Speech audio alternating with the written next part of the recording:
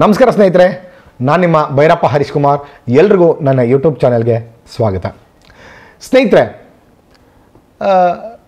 ನಾನು ಈ ತೆರಿಗೆ ವಂಚನೆ, ಕೇಂದ್ರದ ತೆರಿಗೆ ವಂಚನೆ ವಿಚಾರವಾಗಿ ಒಂದು ವಿಡಿಯೋ ಮಾಡಬೇಕು ಅಂತ ಅಂದ್ಕೊಂಡಿದ್ದೆ.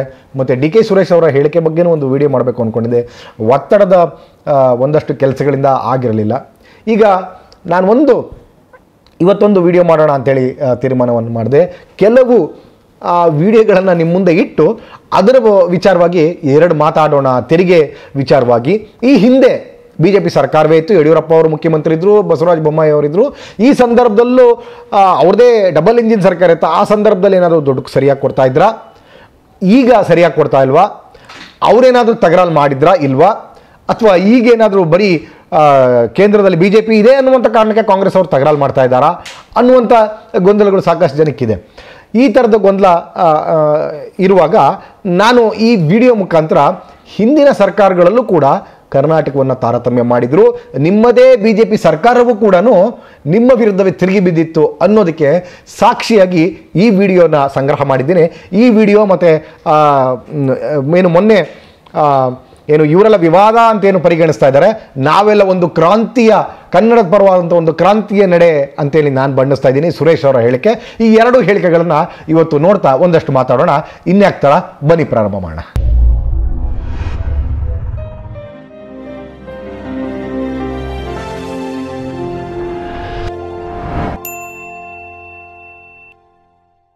ಸ್ನೇಹಿತರೆ, ಮುಖ್ಯಮಂತ್ರಿ ಯಡಿಯೂರಪ್ಪ ಆಗಿರ್ತಾರೆ. ಮೋದಿಯವರು ಒಂದು ಕಾರ್ಯಕ್ರಮ ನಿಮಿತ್ತ ಬಂದಿರ್ತಾರೆ. ಆ ಕಾರ್ಯಕ್ರಮದಲ್ಲಿ ಯಾವ ರೀತಿ ಅಂಗಲಾಚಿ ಭಿಕ್ಷೆ ಬೇಡುವ ಥರದಲ್ಲಿ ಅಸಹಾಯಕರಾಗಿ ನಮ್ಮ ಕೈಯಲ್ಲಿ ತಡೆಯೋಕ್ಕಾಗ್ತಾ ಇಲ್ಲ ಪ್ರಧಾನಿಗಳೇ, ದಯವಿಟ್ಟು ನಮಗೆ ದುಡ್ಡು ಕೊಡಿ, ಆಗ್ತಾ ಇಲ್ಲ. ಮತ್ತು ಏನು ಮುಖ್ಯಮಂತ್ರಿಗಳು ಮೊನ್ನೆ ಹೇಳ್ತಾ ಇದ್ರೆ, ಒಂದಷ್ಟು ಮೀಡಿಯಾಗಳು ಯಾರ್ಯಾರೋ ಬಾಯಿ ಬಡ್ಕೊಂತ ಇದ್ರು, ನೀರಾವರಿ ಯೋಜನೆಗಳಿಗೆ, ಪೆರಿಫೆರಲ್ ರಿಂಗ್ ರೋಡ್ಗೆ ಇದಕ್ಕೆಲ್ಲ ದುಡ್ಡು ಕೊಡ್ತೀನಿ ಅಂತಂದ್ರು, ನಮಗೆ ಮೋಸ ಮಾಡಿದ್ರು ಅಂತ ಹೇಳ್ತಿದ್ರು. ಅದನ್ನು ಇವಾಗ ಬೇರೆ ಬೇರೆ ಥರದಲ್ಲಿ ಹೇಳ್ತಾ ಇದ್ದಾರೆ. ಏನೋ ನೀವು DPR ಮಾಡಬೇಕು, ರೆಡಿ ಮಾಡಬೇಕು, ಟೆಂಡರ್ ಕರಿಬೇಕು, ಆಮೇಲೆ ದುಡ್ಡು ಕೊಡ್ತಾರೆ ಅನ್ನುವಂಥದ್ದು ಏನೋ ಕಣ್ಮೋಡಿಸೋ ತಂತ್ರ ನಮ್ಮ ಚೈಲ್ಡ್ ಚಪಾತಿ ಮಾತಾಡ್ತಾ ಇದ್ದಾನೆ ಸಂಸತ್ ಭವನದಲ್ಲಿ. ಸೊ ಈ ವಿಚಾರವಾಗೆಲ್ಲ ನೋಡೋಣ. ಈಗ ಹಿಂದೆ BJP ಅವರು ಬಂದಾಗ, ಮೋದಿ ಬಂದಾಗ, ಇಲ್ಲಪ್ಪ ಮೋದಿ ನೀವು ನಮಗೆಲ್ಲ ಕೊಟ್ಬಿಟ್ಟಿದ್ದೀರಿ, ನಮ್ಮ ಕಡೆಯಿಂದ ನಿಮ್ಗೆ ಯಾವುದೇ ರೀತಿಯಾದ ಬೇಡಿಕೆ ಇಲ್ಲ, ಕರ್ನಾಟಕ ಕೇಳೋದಕ್ಕಿಂತ ಹೆಚ್ಚಾಗಿ ಕೊಟ್ಟಿದ್ದೀರಿ ತೆರಿಗೆ ಹಣ ಅಂತೇಳಿ ಯಾರೋ ಬಾಯಿ ಪಡ್ಕೊಂತ ಇದ್ದಾರಲ್ಲ. ಇವತ್ತು ಅಂಕಿಅಂಶಗಳು ಯಾವುದೋ ಕೆಲವು ಟ್ರೋಲ್ ಪೇಜ್ಗಳಲ್ಲಿ ಒಂದಷ್ಟು BJP ನಾಯಕರುಗಳು ಹೇಳ್ತಾ ಇದ್ದಾರೆ, ಹಿಂದಿನ ಸರ್ಕಾರ ನೋಡಿ ಮತ್ತು ಈಗ ನೋಡಿ, ಇಷ್ಟು ದಿವಸ ಇದ್ದಂಥ ಕಾಂಗ್ರೆಸ್ ಸರ್ಕಾರ ಸಂದರ್ಭದಲ್ಲಿ, ಮನಮೋಹನ್ ಸಿಂಗ್ ಸರ್ಕಾರದಲ್ಲಿ ಯಾವ ರೀತಿ ಕೊಟ್ಟಿದ್ರು, ಈಗ ಯಾವ ರೀತಿ ಕೊಟ್ಟಿದ್ರು ಅಂತ ಹೋಲಿಕೆ ಮಾಡ್ತಾ ಇದ್ದಾರೆ. ಅಯ್ಯೋ ದಡ್ರ, ಅದು ಹೋಲಿಕೆ ಮಾಡೋಕ್ಕೂ ಒಂದು ರೀತಿ ನೀತಿ ಇರುತ್ತೆ, ಅದಿರಲಿ. ಈಗ ನಿಮ್ಮದೇ BJP ಇರುವಂಥ ಸರ್ಕಾರದಲ್ಲಿ ಯಾವ ರೀತಿ ಅಂಗಲಾಚಿದ್ರು ಒಮ್ಮೆ ನೋಡೋಣ ಬನ್ನಿ. ವರ್ಷದ ಆರಂಭದಲ್ಲಿ 2 ದಿನಗಳ ಭೇಟಿಗಾಗಿ ರಾಜ್ಯಕ್ಕೆ ಇವತ್ತು ಪ್ರಧಾನಿಗಳು ಆಗಮಿಸಿದಾಗ ಕರ್ನಾಟಕದಲ್ಲಿ ಒಂದಿಷ್ಟು ನಿರೀಕ್ಷೆಗಳು ಇದ್ದವು. ದಕ್ಷಿಣ ಭಾರತದಲ್ಲಿ ಭಾರತೀಯ ಜನತಾ ಪಕ್ಷದ ಕೈ ಹಿಡಿದು ಉಳಿದೆಲ್ಲ ಕಡೆ ಕೈ ಕೊಡುತ್ತಿರುವಾಗ, ದೇಶದಲ್ಲೇ ಅದರಲ್ಲೂ ದಕ್ಷಿಣದಲ್ಲಿ ಕೈ ಹಿಡಿದು ಬಾರದಿರುವ ಸರ್ಕಾರವನ್ನು ಬರುವಂತೆ ಮಾಡಿದ ಕರ್ನಾಟಕದ ಮಂದಿಗೆ ಏನಾದರೂ ಹೇಳಿ ಯಾರು ಎಂಬ ನಿರೀಕ್ಷೆ ಇತ್ತು. ಆದರೆ ಆ ನಿರೀಕ್ಷೆಯ ಮಧ್ಯೆಯೇ ರೋಸಿ ಹೋದವರಂತೆ ಕಂಡವರು ಜನರಲ್ಲ, ಇವರೇ ಬಯಸಿ CM ಮಾಡಿದ್ದಿರುವ ಮುಖ್ಯಮಂತ್ರಿ ಯಡಿಯೂರಪ್ಪನವರು. ತುಮಕೂರಿನಲ್ಲಿ ನಡೆದ ಕಿಸಾನ್ ಸಮ್ಮಾನ್ ಕಾರ್ಯಕ್ರಮದ ಬೃಹತ್ ವೇದಿಕೆಯಲ್ಲೇ ಪ್ರಧಾನಿ ಮೋದಿ ಮುಂದೆಯೇ ಯಡಿಯೂರಪ್ಪ ತಮ್ಮ ಅಸಮಾಧಾನವನ್ನು ಹೊರಕ್ಕೆ ಹಾಕಿದರು. ಶತಮಾನದ ಜಲಪ್ರಳಯವನ್ನು ಕಂಡಿದ್ದ ಕರ್ನಾಟಕದಲ್ಲಿ ಮುಂಗಾರು ಮಳೆ ಊರುಗಳನ್ನೇ ಕೊಚ್ಚಿ ನಾಶ ಮಾಡಿ ಹೋಗಿದೆ. 2-3 ಬಾರಿ ಅವಾಂತರವನ್ನು ಒಂದಲ್ಲ ಅಂತ ಸೃಷ್ಟಿ ಮಾಡಿದೆ. ಸಾವಿರ ಕೋಟಿಗಳಿಗೆ ನಾವು ಬೇಡಿಕೆ ಇಟ್ಟದ್ದು ಬಂದದ್ದು ಇಲ್ಲ. ಪರಿಹಾರಕ್ಕೆ ಹೆಚ್ಚುವರಿ ನೆರೆ ಪರಿಹಾರ ಬಿಡುಗಡೆ ಮಾಡಲಿಲ್ಲ. ಆರಂಭದಲ್ಲಿ ಕೊಡಲೇ ಇಲ್ಲ. ಆಮೇಲೆ ಮೂಗು ಸವರುವಂತೆ ಒಂದಿಷ್ಟು ಕೊಟ್ಟು ಕೈ ತೊಳೆದುಕೊಂಡಂಗಿದೆ. ಕೈ ಮುಗಿದು ವಿನಂತಿ ಮಾಡುತ್ತೇನೆ, ದಯವಿಟ್ಟು ಪರಿಹಾರ ಬಿಡುಗಡೆ ಮಾಡಿ. ನಾನು ನಿಮ್ಮ ಗಮನಕ್ಕೆ ತಂದಿದ್ದೇನೆ, 3-4 ಬಾರಿ ಕೇಳಿದ್ದೇನೆ, ಬೇಗ ಕೊಡಿ ಎಂದು ಆಗ್ರಹ ರೂಪದ ರೀತಿಯಲ್ಲೇ ಮನವಿ ಮಾಡಿದರು. ಒಂದು ರೀತಿ ಅದು ಯಡಿಯೂರಪ್ಪನವರ ಹೇಳಿಕೊಳ್ಳಲಾಗದ ಸಂಕಟದ ಪ್ರಕಟವಾದಂಗೆ ಇತ್ತು. ಗುಟುರಿನಂತೆ ಬಹುಜನರಿಗೆ ಕಾಣಿಸಿತು. ರಾಜ್ಯದ 20ಕ್ಕೂ ಹೆಚ್ಚು ಜಿಲ್ಲೆಗಳಲ್ಲಿ ಮುಂಗಾರು ಮಳೆ ಅಬ್ಬರಿಸಿ ಪ್ರವಾಹ ಸೃಷ್ಟಿಸಿದ್ದು 30,000 ಕೋಟಿಗೂ ಹೆಚ್ಚು ನಷ್ಟವಾಗಿದೆ. ಹೀಗಾಗಿ ಅನುದಾನ ಬಿಡುಗಡೆ ಮಾಡಿ ಆಗ್ತಾ ಇಲ್ಲ ನಮ್ಮ ಕೈಯಲ್ಲಿ ಅನ್ನೋದನ್ನ ಬಹಳ ಸೂಚ್ಯವಾಗಿ ಹೇಳಿಬಿಟ್ರು. ಇದಾದ ನಂತರ ರಾತ್ರಿ ರಾಜಭವನದಲ್ಲಿ ವಾಸ್ತವ್ಯ ಹೊಡೆದ ಪ್ರಧಾನಮಂತ್ರಿಗಳನ್ನ ಭೇಟಿ ಮಾಡ್ತೀನಿ ಅಂದ್ರು, ಭೇಟಿ ಮಾಡಿದ್ರು. 10 ನಿಮಿಷಗಳ ಕಾಲ. ಅದು ಹೇಗೆ 10 ನಿಮಿಷದಲ್ಲಿ ಯಾವ ಮ್ಯಾಜಿಕ್ ಆಗಿದೆಯೋ ನನಗೆ ಗೊತ್ತಿಲ್ಲ. ಆದರೆ ಪ್ರಧಾನಿಗಳು ಮಾತ್ರ ಅಲ್ಲಲ್ಲಿ ಸಿಕ್ಕಿದ ಕಡೆಯಲ್ಲಿ ಯಡಿಯೂರಪ್ಪನವರು ಕಂಡ ಕೂಡಲೇ ಮುಖ ತಿರುಗಿಸಿ ಮುನ್ನಡೆಯುವ ಬದಲು ಕೈ ಹಿಡಿದು ಎಳೆದುಕೊಂಡು ಪಕ್ಕದಲ್ಲಿ ಕೂರಿಸಿಕೊಳ್ಳುತ್ತಿದ್ದರು. ಅಷ್ಟಕ್ಕೆ ಯಡಿಯೂರಪ್ಪನವರು ಇವತ್ತು ತೃಪ್ತಿ ಪಟ್ಟುಕೊಂಡು ನೆಮ್ಮದಿಯಿಂದ ಬೇಕಾದರೆ ನಿದ್ದೆ ಮಾಡಬಹುದು. ನಿರಾಸೆ ನಮಗೆ. ಗೊತ್ತಿಲ್ಲ ಅವ್ರಿಗೇನಾಗಿದೆಯೋ ಇವತ್ತು ರಾತ್ರಿ. ಅತಿವೃಷ್ಟಿಯಿಂದ ಸುಮಾರು 600-700 ಗ್ರಾಮಗಳು ಜಲಾವೃತ ಆಯಿತು. ಸುಮಾರು 3 ಲಕ್ಷ ಮನೆಗಳು ನೆಲಸಮ ಆಯಿತು. ರಸ್ತೆ ಮತ್ತೊಮ್ಮೆ ಕೇಳಿಸ್ಕೊಳ್ಳಿ. BJP ಪರವಾಗಿ ಏನು ಟಮಟೆ ಹೊಡ್ಕೊಂಡು ಪೂರ್ತಿ ಎಲ್ಲ ಕೊಟ್ಬಿಟ್ಟಿದ್ದಾರೆ ಅಂತೇಳಿ ಬಾಯಿ ಬಡ್ಕೊಂತ ಇದ್ದೀರಲ್ಲ, ನಮ್ಗೆ ಯಾವುದು ಅನ್ಯಾಯ ಆಗಿಲ್ಲ, ಕೇಂದ್ರಕ್ಕೆ ಸರಿಯಾದ ಸಂದರ್ಭದೆಲ್ಲ ಕೊಟ್ಬಿಟ್ಟಿದೆ ಅಂತ ಇದ್ದೀರಲ್ಲ, ಒಮ್ಮೆ ಕೇಳಿಸ್ಕೊಳ್ಳಿ. ಇದು BJP ಸರ್ಕಾರ ಇದ್ದಂಥ ಕಳೆದ ವರ್ಷ BJP ಸರ್ಕಾರ ಇದ್ದಂಥ ಯಡಿಯೂರಪ್ಪ ಕೊನೆಯ ವರ್ಷ ಇದ್ರಲ್ಲ, ಆ ವರ್ಷದಲ್ಲಿ ಇದ್ದಂಥ ಸಂದರ್ಭದಲ್ಲಿ ನಿಮ್ಮದೇ ಆದಂಥ ಪಕ್ಷದ ಮುಖ್ಯಮಂತ್ರಿ ಆಗಿದ್ದಂಥ BS ಯಡಿಯೂರಪ್ಪರವರು BJP ಏನು ನಿಮ್ಮ ಮೋದಿ ಮುಂದೆ ಏನು ಸಾವಿರಾರು ಜನ ಇರುವಂಥ ವೇದಿಕೆಯಲ್ಲಿ ಕೂತ್ಕೊಂಡು ಅಯ್ಯಯ್ಯೋ ಕೊಡ್ರಪ್ಪ ಅಂತ ಭಿಕ್ಷೆ ಬಿಡ್ತಾ ಇರೋದು ಒಂದ್ಸಲ ಕೇಳಿಸ್ಕೊಳ್ಳಿ. ರಸ್ತೆಗಳು, ಬ್ರಿಡ್ಜ್ಗಳು ಸಂಪೂರ್ಣ ನಾಶವಾಯಿತು. ಸುಮಾರು 30,000 ಕೋಟಿಗೂ ಹೆಚ್ಚು ಲಾಸ್ ಆಗಿರುವಂತದ್ದು ಪ್ರಧಾನಿ ಗಮನಕ್ಕೆ ನಾನು ತಂದಿದ್ದೇನೆ. 3-4 ಬಾರಿ ನಾನು ವಿನಂತಿಯನ್ನು ಮಾಡಿದ್ದೇನೆ. ಇದುವರೆಗೆ 3-4 ಬಾರಿ ಬಿಡುಗಡೆ ಆಗಿಲ್ಲ. ಪ್ರಧಾನಿಯವರು ಹೆಚ್ಚಿನ ಅನುದಾನವನ್ನು ಬಿಡುಗಡೆ ಮಾಡೋಕ್ಕೋಸ್ಕರ ನಾನು ಕೈ ಜೋಡಿಸಿ ವಿನಂತಿಯನ್ನು ಮಾಡ್ತಾ ಇದ್ದೇನೆ. ಕರ್ನಾಟಕದಲ್ಲಿ 1966ರಲ್ಲಿ ಪ್ರಾರಂಭವಾದಂತಹ ನೀರಾವರಿ ಯೋಜನೆಗಳು ಪೂರ್ಣ ಆಗಿಲ್ಲ. ನೀರಾವರಿ ಯೋಜನೆ ವರ್ಷಗಳಲ್ಲಿ ನೀರಾವರಿ ಯೋಜನೆಗಳನ್ನ ಪೂರ್ಣ ಮಾಡುವಂತ ದೊಡ್ಡ ಸಂಕಲ್ಪ ನಮ್ಮದಾಗಿದೆ. 50,000 ಕೋಟಿ ವಿಶೇಷ ಅನುದಾನವನ್ನು ನೀಡಬೇಕು ಅಂತ ವಿನಂತಿಯನ್ನ ಮಾಡ್ತಾ ಇದ್ದೇನೆ. ಸಾಯಂಕಾಲ ನಮ್ಮ ಇಬ್ಬರು ಸಚಿವರು, ನಮ್ಮ ಚೀಫ್ ಸೆಕ್ರೆಟರಿ ಹೋಗಿ ಕರ್ನಾಟಕ ರಾಜ್ಯದ ಜ್ವಲಂತ ಸಮಸ್ಯೆಗಳೇನಿದೆ ಅದನ್ನ ರಾಜಭವನದಲ್ಲಿ ಪ್ರಧಾನಿಯವರನ್ನ ಭೇಟಿ ಮಾಡಿ ಅವರಿಗೆ ಮನವರಿಕೆ ಮಾಡಿ ಹೆಚ್ಚಿನ ನೆರವನ್ನ ಸವಲತ್ತನ್ನು ಕೊಡಬೇಕು ಅಂತ ವಿನಂತಿ ಮಾಡೋನಿದ್ದೇನೆ. ಇನ್ನು ಕೇಳಿಸ್ಕೊಂಡ್ರಲ್ಲ, ಭಿಕ್ಷೆ ಬೇಡದ್ರು, ಯಾವ ರೀತಿ ಭಿಕ್ಷೆ ಬೇಡದ್ರು ಅಂತೇಳಿ ಎಲ್ಲ ಇವತ್ತು ಬಾಯಿ ಪಡ್ಕೊಂತ ಇದ್ದೀರಲ್ಲಪ್ಪ. ಕೊಟ್ಟು ಬಿಟ್ಟಿದ್ದಾರೆ, ನಮಗೆ ಎಷ್ಟು ಕೇಳಿದ್ರು ಅಷ್ಟು ಕೊಟ್ಬಿಟ್ಟಿದ್ದಾರೆ. ನಾಚಿಕೆ ಆಗಲ್ಲ ನಿಮಗೆ ರಾಜಕಾರಣ ಮಾಡೋದಕ್ಕೆ? ಕರ್ನಾಟಕದ ವಿಚಾರವಾಗಿ, ಕರ್ನಾಟಕದ ಜನರ ವಿಚಾರವಾಗಿ ಸಿಕ್ಕದ ಕಡೆ ಜನ ಕಲ್ತಾವ್ ನೋಡಿಬೇಕು. ನಿಮ್ಮಂಥ ಜನರಿಗೆ, ನಿಮ್ಮಂಥ ಅಯೋಗ್ಯರನ್ನ ಆಯ್ಕೆ ಮಾಡಿ ಕಳಿಸಿರೋದು ನಮ್ಗೆ ನಾಚಿಕೆ ಆಗಬೇಕು. ಕರ್ನಾಟಕದ ಪರವಾಗಿ ಧ್ವನಿ ಎತ್ತಾ ಇದ್ದಾರೆ, ಎಲ್ಲರೂ ಧ್ವನಿ ಗುಡ್ಸೋದು ಬಿಟ್ಬಿಟ್ಟು ಕೊಟ್ಟಿದ್ದಾರೆ. ಅವನೊಬ್ಬ ಇದ್ದಾನೆ ಕೆಲ್ಸಕ್ಕೆ ಬಾರ್ದಂಥ ನಾಲಾಯಕ ಅಯೋಗ್ಯ, ಅವನು ಮೈಸೂರವನು. ಏನು ಸಂಸತ್ ಭವನದಲ್ಲಿ ಕಿತ್ತಾಕೊಂಡಿದ್ದೆ ನಾರಾಯಣ, ಹೆಂಡತಿನ ತಂಗಿ ಅಂತೇಳಿ ಸೈಟ್ ತಗೊಂಡಲ್ಲ. ಹಾಗಲ್ಲಪ್ಪ ಕರ್ನಾಟಕ ರಾಜ್ಯದಿಂದ ದುಡ್ಡು ತರ್ಸೋದು. ಇವನೇ ಅವನು ಒಬ್ಬ ಇದ್ದಾನೆ ಚೈಲ್ಡ್ ಚಪಾತಿ. ನಾಚಿಕೆ ಆಗಲ್ಲ?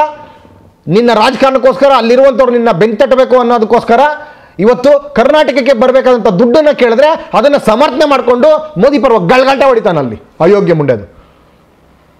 ಈ ರೀತಿಯ ಈ ವರ್ಷ ಸರಿಯಾದ ಪಾಠವನ್ನು ಕಲಿಸ್ಬೇಕು. ಚುನಾವಣೆ ಟೈಮಲ್ಲಿ ಯಾರಿಗೋಸ್ಕರ ದುಡ್ಡು ಕೇಳ್ತಾ ಇದ್ರಿ? DK ಸುರೇಶ್ ಅವ್ರ ಮನೆಗೆ ಕೇಳಿದ್ರೇನ್ರಿ? ಇಲ್ಲ ಸಿದ್ದರಾಮಯ್ಯ ಅವ್ರ ಮನೆಗೆ ಕೇಳಿದ್ರೇನ್ರಿ? ರಾಜ್ಯಕ್ಕೆ ತಾನೇ ಬರ್ತಾ ಇದ್ದಿದ್ದು. ಸರಿ ಆಯಿತು, ಎಲ್ಲ ಕೊಟ್ಬಿಟ್ಟಿದ್ದಾರೆ ಅಂದ್ಕೊಳ್ಳೋಣ, for the sake of the argument. ಆಯ್ತು ಕೊಟ್ಟಿದ್ದಾರೆ ಅಂತ ತಿಳ್ಕೊಳ್ಳೋಣ. ಇನ್ನೂ ಬರಲಿ ಬಿಡಿ, ಎಲ್ಲೋಗುತ್ತೆ ದುಡ್ಡು ಬಂದರೆ? ಬಂದರೆ ಎಲ್ಲೋಗುತ್ತೆ? ಕರ್ನಾಟಕ ಅಭಿವೃದ್ಧಿಗೆ ತಾನೇ. ನಾಚಿಕೆ ಆಗಲ್ಲ ನಿಮಗೆ? ಕರ್ನಾಟಕದ ಅಭಿವೃದ್ಧಿಗೆ ಬರಬೇಕಾದಂಥ ದುಡ್ಡನ್ನು ಅಡ್ಗಾಲಾಗ್ತಾ ಇದ್ದೀರಲ್ಲ, ಧೈರ್ಯವಾಗಿ ನಿಂತ್ಕೊಂಡು ಪ್ರಶ್ನೆ ಮಾಡ್ತಾ ಇದ್ದೀರಲ್ಲ, ನಾಚಿಕೆ ಆಗಲ್ಲ ನಿಮಗೆ? ಈಗ DK ಸುರೇಶ್ ಅವರ ಹೇಳಿಕೆಯನ್ನು ನೋಡೋಣ.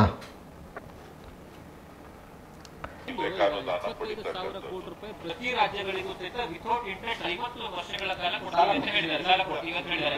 ಅದನ್ನ ನೀವೇನು ಸ್ವಾಗತ ಮಾಡ್ತೀರಾ ಅಥವಾ ಅದನ್ನ ಯಾವ ರೀತಿ ನೋಡ್ತೀರಾ ಅಂತ? ನಮ್ ದುಡ್ಡು ನಮಗೆ ಕೊಟ್ರೆ ಸಾಕಾಗ್ಬಿಟ್ಟಿದೆ. ಇವತ್ತು ನಮ್ಮ ಬೇಡಿಕೆ ಏನಿದೆ, GST ಮತ್ತು ನಮ್ಮ ರಾಜ್ಯದಿಂದ ಬರ್ತಕ್ಕಂಥ ಕಸ್ಟಮ್ಸ್ ಇರ್ಬೋದು, ಡೈರೆಕ್ಟ್ ಟ್ಯಾಕ್ಸಸ್ ಏನು ಬರ್ತಾ ಇದೆ, ಇನ್ಕಮ್ ಟ್ಯಾಕ್ಸ್, ಅದರ ಪಾಲನ್ನ ಸರಿಯಾಗಿ ನಮಗೆ ಕೊಡಬೇಕಾಗಿದೆ. ಇವತ್ತು ವಿಶೇಷವಾಗಿ ದಕ್ಷಿಣ ಭಾರತಕ್ಕೆ ಬಹಳಷ್ಟು ಅನ್ಯಾಯ ಆಗ್ತಾ ಇರ್ತಕ್ಕಂಥದ್ದನ್ನ ನಾವು ಪ್ರತಿಯೊಂದು ಹಂತದಲ್ಲೂ ನಾವು ನೋಡ್ತಾ ಇದ್ದೇವೆ. ಒಟ್ಟಾರೆ ನಮ್ಮ ಪಾಲ್ ಏನ್ ಸಿಗಬೇಕಾಗಿದೆ, ಅಭಿವೃದ್ಧಿಯ ಹಣ, ಇವತ್ತು ಅಭಿವೃದ್ಧಿಯ ಹಣ ಉತ್ತರ ಭಾರತದ ಕಡೆ ಎತ್ಕೊಂಡೋಗಿ ಹಂಚ್ತಾ ಇರ್ತಕ್ಕಂಥದ್ದು ಕಾಣ್ತಾ ಇದ್ದೇವೆ. ನಮಗೆ ಎಲ್ಲ ವಿಚಾರಗಳಲ್ಲೂ ಕೂಡ ಅನ್ಯಾಯ ಆಗ್ತಾ ಇದೆ. ನಾವು ಅದನ್ನ ಮುಂದಿನ ದಿನಗಳಲ್ಲಿ ಖಂಡಿಸ್ಲಿಲ್ಲ ಅಂತ ಹೇಳಿದ್ರೆ ಪ್ರತ್ಯೇಕ ರಾಷ್ಟ್ರಕ್ಕೂ ಕೂಡ ನಾವು ಬೇಡಿಕೆಯನ್ನ ಇಡಬೇಕಾದಂತ ಅನಿವಾರ್ಯ ಪರಿಸ್ಥಿತಿಯನ್ನ ಹಿಂದಿ ಪ್ರದೇಶದವರು ನಮ್ಮ ಮೇಲೆ ಹೇರ್ತಾ ಇದ್ದಾರೆ ಅಂತ ಹೇಳಿ ನಾನು ಭಾವಿಸ್ತೀನಿ. ನೋಡಿ, ಡಿ ಕೆ ಸುರೇಶ್ ಅವರು ಏನು ಹೇಳಿದ್ರು, ಯಡಿಯೂರಪ್ಪರವರು ವೇದಿಕೆ ಮೇಲೆ ನಿಂತ್ಕೊಂಡು ಹೇಳಿದಂಥ ಮಾತುಗಳನ್ನೇ ಒಂದು ಸ್ವಲ್ಪ ಬದಲಾಯಿಸಿ ಹೇಳಿದ್ದಾರೆ. ಯಡಿಯೂರಪ್ಪ ಕೇಳಿದಂಥ ಬೇಡಿಕೆಯನ್ನೇ ಕೇಳಿದ್ದಾರೆ. ಯಡಿಯೂರಪ್ಪ ಹೇಳ್ತಿದ್ರು, 4-5 ದಶಕಗಳಿಂದ ನಮ್ಮ ನೀರಾವರಿ ಯೋಜನೆಗಳು ಪೂರ್ಣಗೊಳಿಸೋಕ್ಕಾಗಿಲ್ಲ, ಹಣ ಕೊಡ್ರಿ ಸ್ವಾಮಿ ಅಂತ ಭಿಕ್ಷೆ ಬೇಡಿದ್ರು ಮೋದಿ ಮುಂದೆ. ಒಂದಷ್ಟು ಏನು ನೆರೆ ಬರ ಪರಿಹಾರ ಸರಿಯಾದ ಸಂದರ್ಭದಲ್ಲಿ ಕೇಳಿಲ್ಲ, ಕೇಳಿ ಸಾಕಾಯ್ತು, ದುಡ್ಡು ಕೊಟ್ಟಿಲ್ಲ. ಸೊ ಇದು ರೋಸೋಗಿರುವಂಥ ಮಾತೇ ಮುಂದುವರಿದ ಭಾಗ ನಮ್ಮ ಡಿ ಕೆ ಶಿವಕುಮಾರ್ ಅವರು, ಡಿ ಕೆ ಸುರೇಶ್ ಅವರು ಮಾತಾಡಿರುವಂಥದ್ದು. ನಾವು ಎಷ್ಟು ಭಿಕ್ಷೆ ಬೇಡಿದ್ರು ಕೊಡ್ತಾ ಇಲ್ಲ, ನಾವು ಎಷ್ಟು ಕೇಳಿದ್ರು ಕೊಡ್ತಾ ಇಲ್ಲ, ಹಾಗಾಗಿ ಅನಿವಾರ್ಯ ಪರಿಸ್ಥಿತಿಯನ್ನು ಉತ್ತರ ಭಾರತದ ರಾಜಕಾರಣಿಗಳು ನಮ್ಮ ಮೇಲೆ ತಂದಿಡ್ತಾ ಇದ್ದಾರೆ, ಏನು ಪ್ರತ್ಯೇಕ ರಾಷ್ಟ್ರ ಕೇಳುವಂಥ ಅನಿವಾರ್ಯ ಪರಿಸ್ಥಿತಿಯನ್ನು ತಂದಿಡ್ತಾ ಇದ್ದಾರೆ ಅಂತ ಹೇಳೋದೇ ಹೊರತು ನಾವು ಪ್ರತ್ಯೇಕ ರಾಷ್ಟ್ರದ ಬೇಡಿಕೆ ಇಡ್ತಾ ಇದ್ದೀವಿ ಅನ್ನುವಂಥ ಪದವನ್ನು ಬಳಸಿಲ್ವಲ್ಲ. ಅನಿವಾರ್ಯ ಪರಿಸ್ಥಿತಿ ತಂದಿಡ್ತಾ ಇದ್ದಾರೆ ಅನ್ನೋದಕ್ಕೂ ನಾವು ಏನು ದಕ್ಷಿಣ ಭಾರತದ ಪ್ರತ್ಯೇಕ ರಾಷ್ಟ್ರದ ಬೇಡಿಕೆ ಇಡ್ತಾ ಇದ್ದೀವಿ ಅನ್ನೋದಕ್ಕೂ ಭಾಳ ವ್ಯತ್ಯಾಸ ಇದೆ. ಮತ್ತು ಈ ಹೇಳಿಕೆಯನ್ನು ಒಂದು ಟೂಲ್ ಆಗಿ ಬಳಸ್ಬೋದಾಗಿತ್ತು ಕರ್ನಾಟಕದ ಎಲ್ಲ ರಾಜಕಾರಣಿಗಳು, not only Congress, BJP, JDS, Congress ಎಲ್ಲರೂ ಕೂಡ ಟೂಲ್ ಆಗಿ ಬಳಸ್ಕೊಬೋದಾಗಿತ್ತು. ಅಂದರೆ ನೋಡ್ರಪ್ಪ, ನೀವೇನಾದರೂ ನಮ್ಗೆ ಅನ್ಯಾಯ ಮಾಡಿದ್ರೆ ಈ ರೀತಿಯಂಥ ಬೇಡಿಕೆ ಇಡಬೇಕಾಗುತ್ತೆ ಅನ್ನುವಂಥದ್ದು ಕೇಂದ್ರದ ಮುಂದೆ ಕನಿಷ್ಠ ಬ್ಲ್ಯಾಕ್ ಮೇಲ್ ಮಾಡಿ ಆದರೂ ಕರ್ನಾಟಕಕ್ಕೆ ದುಡ್ಡು ತರ್ಬೋದಾಗಿತ್ತಲ್ರಿ. ಈ ರೀತಿಯಾದಂಥ ಒಂದು ಕಾಮನ್ ಸೆನ್ಸ್ ಇಲ್ವಲ್ರಿ ನಮ್ಮ ರಾಜ್ಯದ ನಮ್ಮ ರಾಜಕಾರಣಿಗಳಿಗೆ. ಹೋಗಿ ಎಮೋಷನಲ್ ಬ್ಲ್ಯಾಕ್ ಮೇಲ್ ಮಾಡೋದಕ್ಕೂ ಬರಲ್ವಲ್ರಿ ನಿಮಗೆ. ರಾಜ್ಯಕ್ಕೋಸ್ಕರ ಏನು ಬೇಕೋ ಮಾಡ್ರಿ, ರಾಜ್ಯದ ಅಭಿವೃದ್ಧಿಗೋಸ್ಕರ ಏನು ಬೇಕೋ ಮಾಡ್ರಿ, ರಾಜ್ಯಕ್ಕೆ ದುಡ್ಡು ತಗೊಂಬನ್ನಿ. ಇವತ್ತು ಜನಸಂಖ್ಯೆ ಆಧಾರದ ಮೇಲೆ ಏನು ಇವತ್ತು 14ನೇ ಏನು ಆಯೋಗ ಮತ್ತು 15ನೇ ಆಯೋಗ ಯಾವ ರೀತಿ ಯಾವ ಬೇಸ್ಡ್ ಮೇಲೆ ಏನು ಹಂಚಿದ್ದಾರೆ ದುಡ್ಡು ಅಂತಂದರೆ, ಏನು 1971-72 ಆಗಿರುವಂಥ ಜನಗಣತಿ ಆಧಾರದ ಮೇಲೆ 14ನೇ ಆಯೋಗದ ತನಕ ನಮಗೆ ದುಡ್ಡು ಹಂಚಿಕೆ ಮಾಡಿದ್ದಾರೆ. 15ನೇ ಆಯೋಗ 2011 ನಡೆದಂಥ ಜನಗಣತಿ ಆಧಾರದ ಮೇಲೆ ದುಡ್ಡನ್ನು ಹಂಚಿಕೆ ಮಾಡ್ತಾ ಇದ್ದಾರೆ. ಸೊ ಇದು ನಮ್ಮ ಆಯೋಗ ಯಾವ ರೀತಿ ಹಂಚಿಕೆ ಮಾಡ್ತಂದರೆ ವಿಸ್ತೀರ್ಣ ಮತ್ತು ಅಲ್ಲಿರುವಂಥ ಪಾಪ್ಯುಲೇಷನ್ನು ಮತ್ತು ಅಲ್ಲಿರುವಂಥ ಬುಡಕಟ್ಟು ಜನಾಂಗಗಳು, ಅಭಿವೃದ್ಧಿ, ಈ ರೀತಿಯಾದಂಥ ಎಲ್ಲ ವಿಚಾರಗಳನ್ನು ಮಾನದಂಡವಾಗಿ ಇಟ್ಕೊಂಡು ಹಂಚಿಕೆ ಮಾಡುವಂಥದ್ದು. ನೋಡಿ, ಹಿಂದೆ ಇದ್ದಂಥ 14ನೇ ಆಯೋಗದಲ್ಲಿ ನಮಗಿದ್ದಂಥದ್ದು ಏಕಾಏಕಿ 1.07% ಕಮ್ಮಿಯಾಗಿ ಹೋಗಿದೆ. ಹಿಂದೆ ಇದ್ದಂಥದ್ದಕ್ಕೂ ಇವಾಗೂ 14ನೇ ಆಯೋಗಕ್ಕೂ 15ನೇ ಆಯೋಗಕ್ಕೂ ಅಂದರೆ ಅರ್ಥ ಏನು? ಸ್ವಾತಂತ್ರ್ಯ ಬಂದಾಗಲಿಂದಲೂ ಕೂಡ 2011 ತನಕ ಇದ್ದಂಥದ್ದು ಒಂದು, 2011 ನಂತರ ಮತ್ತೊಂದು ಜನಗಣತಿ ಆದಮೇಲೆ 15ನೇ ಆಯೋಗಕ್ಕೆ ತಗೊಂಡಿದ್ದಾರೆ. ಹಂಗಂದ್ರೆ ಅರ್ಥ ಏನು? ನಾವು ಸರಿಯಾಗಿ ಕೆಲಸ ಮಾಡ್ತಾ ಇದ್ದೀವಿ, ಕರ್ನಾಟಕದ ಜನ, ದಕ್ಷಿಣ ಭಾರತದ ಜನ ಸರಿಯಾಗಿ ಕೆಲಸ ಮಾಡ್ತಾ ಇದ್ದೀವಿ. ವಿದ್ಯೆಯಲ್ಲಿರ್ಬೋದು, ಪಾಪ್ಯುಲೇಷನಲ್ಲಿರ್ಬೋದು, ಅಭಿವೃದ್ಧಿಯಲ್ಲಿರ್ಬೋದು ನಾವು ನಿಯಂತ್ರಣದಲ್ಲಿದ್ದೇವೆ, ಸರಿಯಾದ ಕೆಲಸ ಮಾಡ್ತಾ ಇದ್ದೇವೆ. ಉತ್ತರ ಭಾರತೀಯರು ಪಾಪ್ಯುಲೇಷನಲ್ಲೂ ನಿಯಂತ್ರಣದಿಲ್ಲ, ಅಭಿವೃದ್ಧಿಯಲ್ಲೂ ಇಲ್ಲ, ವಿದ್ಯೆಯಲ್ಲೂ ಇಲ್ಲ. ಅವರು ಯಾವುದೇ ಕೆಲಸ ಸರಿಯಾಗಿ ಮಾಡ್ತಾ ಇಲ್ಲ ಅನ್ನುವಂಥ ಕಾರಣಕ್ಕೆ ಅವ್ರಿಗೆ ಜಾಸ್ತಿ ದುಡ್ಡು ಕೊಡೋದಾ? ನಾವು ಸರಿಯಾಗಿ ಕೆಲಸ ಮಾಡ್ತಾ ಇದ್ದೀರಿ ಅಂತೇಳಿ ನಮ್ಗೆ ಕಮ್ಮಿ ದುಡ್ಡು ಕೊಡೋದಾ? ಇದ್ಯಾವ ನ್ಯಾಯ ಸ್ವಾಮಿ? ಇದ್ಯಾವ ರೀತಿಯಾದ ಆಯೋಗ ಸ್ವಾಮಿ? ಒಂದು ಕಡೆ ನೀವು ಪಾಪ್ಯುಲೇಷನನ್ನು ಕಮ್ಮಿ ಮಾಡಿ ದೇಶದ ಅಭಿವೃದ್ಧಿ ಆಗುತ್ತೆ ಅಂತೀರಿ, ನಾವು ಪಾಪ್ಯುಲೇಷನ್ನ ಕಮ್ಮಿ ಮಾಡಿದ್ರೆ ನಮಗೆ ಕಮ್ಮಿ ದುಡ್ಡು ಕೊಡ್ತೀರಿ. ನಾವು 100 ರೂಪಾಯಿಯನ್ನು ಕೊಟ್ಟರೆ ನಮಗೆ 12-13 ರೂಪಾಯಿ ಕೊಡ್ತಾ ಇದ್ದೀರಿ. ಯಾವ ನ್ಯಾಯ? ನಾವು ಉತ್ತರ ಭಾರತಕ್ಕೆ ಕೊಡಬೇಡಿ, ಅಭಿವೃದ್ಧಿ ಮಾಡಬೇಡಿ ಅಂತ ಹೇಳ್ತಿಲ್ಲ. ಯಾರ್ಯಾರೋ ನರ ಕಿತ್ತಾಕೊಂತ ಇದ್ರು, ಟಿ ವಿಗಳಲ್ಲಿ ನೋಡ್ತಾ ಇದ್ದೆ ನಾನು. ಅವನೊಬ್ಬ ಚೈಲ್ಡ್ ಚಪಾತಿ, ಅವನೊಬ್ಬ ಪೇಪರ್ ತಿಮ್ಮ, ಇನ್ನೊಬ್ಬ ಅವನು ಯಾವನೋ ಇದಾರಲ್ಲ ಕೆಲ್ಸಕ್ಕೆ ಬಾರ್ದ ನಾಲಾಯಕಗಳು, ಇವರೆಲ್ಲ ನರಗಳು ಕಿತ್ತಾಕೊಂತ ಇದ್ರು. ಇನ್ನೊಬ್ಬ ಟಿ ವಿಯಲ್ಲಿ ಕೂತವನೊಬ್ಬ ನಾಲಾಯಕ, ಅವನು ಬಾಯಿ ಬಡ್ಕಂತ ಇದ್ದ. ಅಯ್ಯೋ, ಅವ್ರ ಅಪ್ಪನ ಮನೆ ಆಸ್ತಿ ಹೋಗ್ಬಿಡ್ತೇನೋ ಕೇಳಿದ್ರೆ ದುಡ್ಡು ಅವ್ರ ಅಪ್ಪಂದೇ ತೊಗೊಂಬಂದು ಕೊಟ್ಬಿಟ್ಟಿದ್ದಾನೇನೋ, ಅವ್ನ ಸಂಬಳನೇ ಜೇಬಿಂದ ತೆಗೆದು ಕೊಟ್ಬಿಡ್ತಾನೇನೋ. ಅವನು ಅಲ್ಲಿ ಸಂಬಳ ತಗೊಂತಾನೆ, ಅಲ್ಲಿ ಶಿವಾನಂದ ಸರ್ಕಾರಕ್ಕೆ ಬಂದ್ಬಿಟ್ಟು ಎಲ್ಲ ಹಂಚ್ಬಿಡ್ತಾನೆ ಅನ್ನೋ ಥರದಲ್ಲಿ ಬಾಯಿ ಬಡ್ಕಂತ ಇದ್ದ. ಇಂಥ ಜನರನ್ನು ಇಟ್ಕೊಂಡು ಕರ್ನಾಟಕಕ್ಕೆ ಅನ್ಯಾಯ ಆದರೂ ಕೂಡ ಸಮರ್ಥನೆ ಮಾಡ್ಕೊಳ್ಳೋಂಥವ್ರು ಪಾರ್ಟಿಯ ಕಾರಣಕ್ಕೆ ಅವ್ರನ್ನ ಬಾಲಂಗೋಚಿಗಳಾಗಿ ಅವ್ರಿಗೆ ಬಕೆಟ್ ಹಿಡಿಯುವಂಥ ಕಾರಣಕ್ಕೆ ಕರ್ನಾಟಕ ಅನ್ಯಾಯ ಆದರೂ ಸಮರ್ಥನೆ ಮಾಡ್ಕೊತೀರಲ್ರಿ. ನಾಚಿಕೆ ಆಗಲ್ವೇನ್ರಿ? ನಾಚಿಕೆ ಆಗಲ್ವ ನಿಮಗೆ? ನಿಮ್ದೆಲ್ಲ ಒಂದು ಜನ್ಮನ ಹೋಗಿ. ನನಗೆ ಬರುವಂಥ ಮಾತಿಗೆ ಸ್ನೇಹಿತರೆ, ನಾನು ವಿಡಿಯೋದಲ್ಲಿ ಮಾತಾಡಬಾರ್ದು, ಅಷ್ಟು ಕೋಪ ಬರ್ತಾ ಇದೆ. ಮುಖ್ಯಮಂತ್ರಿಗಳು ಅದನ್ನೇ ಕೇಳಿದಂಥದ್ದು. ಮುಖ್ಯಮಂತ್ರಿಗಳು ತಮ್ಮ 1 ಗಂಟೆಯ ಭಾಷಣದಲ್ಲಿ, ಮೊನ್ನೆ ಡೈಲಿಯಲ್ಲಿ ನಡೆದಂಥ 1 ಗಂಟೆ ಭಾಷಣ, ಅದ್ಭುತವಾದಂಥ ಭಾಷಣ ಮಾಡಿದ್ದಾರೆ. ಅಂಕಿ ಅಂಶ ಸಮೇತವಾಗಿ ಇಟ್ಟಿದ್ದಾರೆ. ಆ ಅಂಕಿ ಅಂಶ ಸಮೇತವಾಗಿ ಈ ರಾಜ್ಯದಲ್ಲಿದ್ದಂಥ ಬಿಜೆಪಿಯನ್ನು ಪ್ರತಿನಿಧಿಸುವಂಥ ಒಬ್ಬ ವಿರೋಧ ಪಕ್ಷದ ನಾಯಕ ಬಂದು ನಿಂತು ಪ್ರೆಸ್ ಮೀಟನ್ನು ಮಾಡಿ ಮುಖ್ಯಮಂತ್ರಿಗಳಿಗೆ ಟಾಂಗ್ ಕೊಡಬೇಕಾಗಿತ್ತು. ಈ ರೀತಿಯಾದಂಥ ಕೊಟ್ಟಿದ್ದೀವಪ್ಪ, ನೀವು ಇದು ಹೇಳಿದ್ದೀರಲ್ಲ, ಇದಕ್ಕಿದು ನೋಡಪ್ಪ, ಇದು ಹೇಳಿದಾರೆ, ಇದಕ್ಕಿದು. ಇಲ್ಲಿ ನಿಂತ್ಕೊಂಡು ನಾವು ಪಾಕಿಸ್ತಾನ, ನಾವು ಜೈ ಶ್ರೀರಾಮು, ನೀವು ಅದು, ನೀವು ಅಲ್ಲಿ ಹೋಗ್ಬೇಕು, ದೇಶ ಹೊಡಿತೀರಿ. ವಿಚಾರ ಮಾತಾಡ್ರಿ, ವಿಚಾರ. ಪ್ರಹ್ಲಾದ್ ಜೋಶಿ ಅಲ್ಲಿ ಖಂಡಿಸ್ತಾರೆ. ಪ್ರಹ್ಲಾದ್ ಜೋಶಿ ಹೇಳಿಕೆಯನ್ನು ನೋಡಿದೆ ನಾನು. ಪ್ರಹ್ಲಾದ್ ಜೋಶಿ ಹೇಳಿಕೆಯನ್ನು ಖಂಡಿಸ್ತಾರೆ ಹೊರತು ಡಿ ಕೆ ಶಿವಕುಮಾರ್ ಇದ್ದಂಥ ಸೂಕ್ಷ್ಮ ವಿಚಾರವನ್ನು ಮಾತಾಡೋದಿಲ್ಲ. ಬನ್ನಿ ವಿಡಿಯೋ ನೋಡೋಣ. ವಿಡಿಯೋ ಇದೆ ನನ್ನ ಹತ್ರ. ಪ್ರಹ್ಲಾದ್ ಜೋಶಿ ಏನು ಹೇಳಿದ್ದಾರೆ ಒಮ್ಮೆ ನೋಡೋಣ ಬನ್ನಿ. सर, मैं कल कांग्रेस के एक सदस्य, इस सदन के एक सदस्य और कर्नाटक के उप मंत्री का भाई भी है, श्री डीके सुरेश, मीडिया के सामने एक स्टेटमेंट दिया है और स्टेटमेंट देते हुए देश का विभाजन का बात की है. तो इस रेवेन्यू और बजट अलोकेशन का झूठा बेस बनाते हुए देश का विभाजन का जो बात उन्होंने जो की है, मैं घोर निंदा करता हूं और खंडन करता हूं. ಆಯ್ತಪ್ಪ, ನೀವು ದೊಡ್ಡ ದೇಶಭಕ್ತರು, ನಿಮ್ಮನ್ನು ಬಿಟ್ಟರೆ ದೇಶಭಕ್ತರಿಲ್ಲ. ಜನರಿಗೆ ಗೊತ್ತು ಈ ದೇಶ ಹಾಳು ಮಾಡಿದವ್ರು ಯಾರು ಅಂತ ಹೇಳಿ. ಈ ದೇಶ ಹಾಳು ಮಾಡಿದವ್ರು ಯಾರು ಅಂತ ಗೊತ್ತು ಜನರಿಗೆ. ನೀವು ದೇಶಾಭಿಮಾನ ಇರುವಂಥವ್ರಿಗೆ ಪಾಠ ಹೇಳ್ಕೊಡಕ್ಕೆ ಬರ್ತೀರಿ. ನೀವು ಯಾವ ವಿಷಯ ಪ್ರಸ್ತಾಪ ಮಾಡಬೇಕಾಗಿತ್ತು ಅಲ್ಲಿ? ಆಯಿತು, ದೇಶದ ಒಡೆಯುವಂಥದ್ದು ಕಾಣಿಸ್ತು ನಿಮಗೆ, ಅದು ಪ್ರಸ್ತಾಪ ಮಾಡಿದ್ರಿ. ಆದರೆ ಅದಕ್ಕಿಂತ ಮುಂಚೆ ಕನ್ನಡಿಗರ ಹಿತ ಕಾಯುವಂಥ, ಕನ್ನಡಿಗರಿಗೆ ಬರಬೇಕಾದ ತೆರಿಗೆ ಅನ್ಯಾಯದ ಬಗ್ಗೆ ಧ್ವನಿ ಎತ್ತದಲ್ಲ, ಆ ವಿಚಾರ ಏನಾದ್ರು ಮಾತಾಡಿದ್ರ ನೀವು? ಮಾತಾಡಿಲ್ಲ, ಮಾತಾಡೋದೂ ಇಲ್ಲ. ನೀವು ಮಾತಾಡೋದಿಲ್ಲ ಆ ವಿಚಾರವಾಗಿ. ನೀವು ಯಾಕೆ ಮಾತಾಡೋದಿಲ್ಲ? ನಿಮಗೆ ಕೇವಲ ರಾಜಕೀಯ, ದೆಹಲಿಯ ಗುಲಾಮಗಿರಿ. ಇದೇ ಸಂವಿಧಾನದ ಬಗ್ಗೆ ಇಷ್ಟು ಉದ್ದುದ್ದ ಭಾಷಣ ಹೊಡಿತಿದೆಯಲ್ಲಪ್ಪ, ಇದೇ ನಿಮ್ಮ ಸಂಸದ. ನಾವು ಬಂದಿರೋದೇ ಸಂವಿಧಾನವನ್ನು ಬದಲಾಯಿಸಕ್ಕೆ ಅಂದಾಗ ನಿಮ್ಮ ಬಾಯಲ್ಲಿ ಬದನೆಕಾಯಿ ಇಟ್ಕೊಂಡಿದ್ದ, ಮಾತಾಡ್ಲಿಕ್ಕಾಗ್ಲಿಲ್ವಾ? ಈಗ ಸಂವಿಧಾನದ ನಿನಗೆ ಅರಿವಾಗ್ಬಿಡ್ತು, ಸಂವಿಧಾನವನ್ನು ವಿರುದ್ಧ ಮಾತಾಡ್ತಾ ಇದ್ದಾರೆ ಅನ್ನೋದು ಅರಿವಾಯಿತು. ಆಗ ಸಂವಿಧಾನವನ್ನು ಬದಲಾಯಿಸಲಿಕ್ಕೆ ಬಂದಿರೋದು ಅಂತ ಹೇಳಿದ್ನಲ್ಲ ಒಬ್ಬ ನಾಲಾಯಕ, ಅಯೋಗ್ಯ, ಮುಟ್ಟಾಳ ನಿಮ್ಮ ಸಂಸದ ಹೇಳಿದ್ನಲ್ಲ, ಆವಾಗ ಅವನ್ನ ಅದೇ ಪಾರ್ಲಿಮೆಂಟ್ನಲ್ಲಿ ಖಂಡಿಸ್ಲಿಕ್ಕೆ ನಿಮ್ಗೆ ಯೋಗ್ಯತೆ ಇಲ್ವಾ? ನಾಚಿಕೆ ಆಗಬೇಕು ನಿಮಗೆ. ಕರ್ನಾಟಕಕ್ಕೆ ಬರಬೇಕಾದಂಥ ಅನುದಾನವನ್ನು ಪ್ರಶ್ನೆ ಮಾಡ್ತಾ ಇದ್ದೀರಿ ಅಂತಂದರೆ. ಸ್ನೇಹಿತರೆ, ಇದು ಎರಡರ ಮಧ್ಯೆ ಕೂಡ ನನಗೆ ಯಾವುದೇ ರೀತಿಯಾದಂಥ ಇದು ಕಾಣಿಸಿಲ್ಲ. ಮತ್ತು ಪ್ರಧಾನಿಗಳು ಮಾತಾಡ್ತಾ ಇದ್ರು. ಪ್ರಧಾನಿಗಳು ಮಾತಾಡ್ತಾ ಕೆಲವು ರಿಯಾಕ್ಷನ್ಗಳು ಕೊಡ್ತಾ ಇದ್ರು. ಬನ್ನಿ ನೋಡೋಣ. हर राज्य को उसका पूरा हक भी देना चाहते हैं. ಇವರು ಹೇಳ್ತಾ ಇದ್ದಾರೆ, ಮೋದಿ ಅವರು ಹೇಳ್ತಾ ಇದ್ದಾರೆ, ಎಲ್ಲ ರಾಜ್ಯಗಳಿಗೂ ಅವರ ಹಕ್ಕನ್ನು ಕೊಡೋದಕ್ಕೆ ನಾನು ಬಯಸ್ತೇನೆ ಅಂತ. ಎಲ್ಲಿ ಕೊಟ್ಟಿದ್ದೀರಿ? लेकिन मैं आज एक अहम मुद्दे पर मेरी पीड़ा व्यक्त करना चाहूंगा. आदरणीय सभापति जी, एक राष्ट्र हमारे लिए सिर्फ जमीन का टुकड़ा नहीं है, हम सबके लिए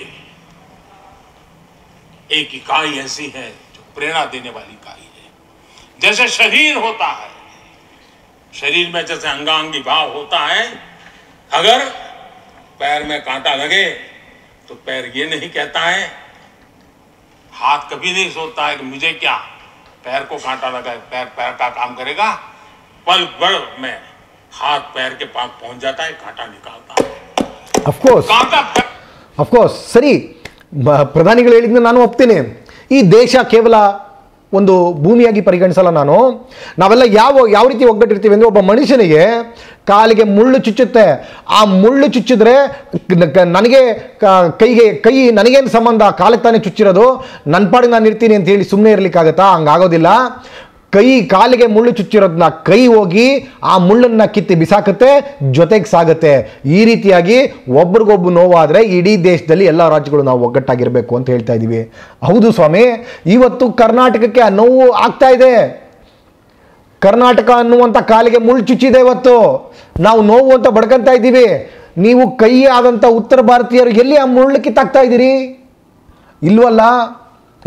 ನೋವ್ತಾ ಇದೆ ಅಷ್ಟೇ, ನೀನು ತಡ್ಕೋ ಅನ್ನೋ ಥರದಲ್ಲಿ ಮಾತಾಡ್ತಾ ಇದ್ದೀರಿ, ನಮ್ಗೆ ಅನ್ಯಾಯ ಮಾಡ್ತಾ ಇದ್ದೀರಿ, ಇನ್ನೂ ಸ್ವಲ್ಪ ದಿವಸ ತಡ್ಕೋ ಆಯಿತು ಆಮೇಲೆ ಕಿತ್ತಾಕ್ತೀವಿ, ನಮ್ಗೆ ತೆರಿಗೆ ಹಣ ಕೊಡ್ರಪ್ಪ ಅಂತ ಹೇಳಿದ್ರೆ ಇನ್ನೂ ತಡ್ಕೊಳ್ಳಿ ಕೊಡ್ತೀನಿ ಅಂತ ಹೇಳ್ತೀರ, ಹಂಗೆ ಮುಳ್ಳು ಕಿತ್ತಾಕೋಲ್ಲ, ತಡ್ಕೋ ಇನ್ನೊಂದು ಸ್ವಲ್ಪ ನೋವು ಅಂತ ಹೇಳ್ತಾ ಇದ್ದೀರಿ. ನಿಮ್ಮ ಮಾತಿಗೆ ನೀವೇ ಪಾಲಿಸ್ತಾ ಇಲ್ಲ, ಯಾವ ರೀತಿ ಭಾಷಣ ಹೊಡಿತಾ ಇದ್ದೀರೋ ನಿಮಗೆ ಅರ್ಥ ಆಗಬೇಕು. ಬನ್ನಿ ಮುಂದುವರ್ಸೋಣ.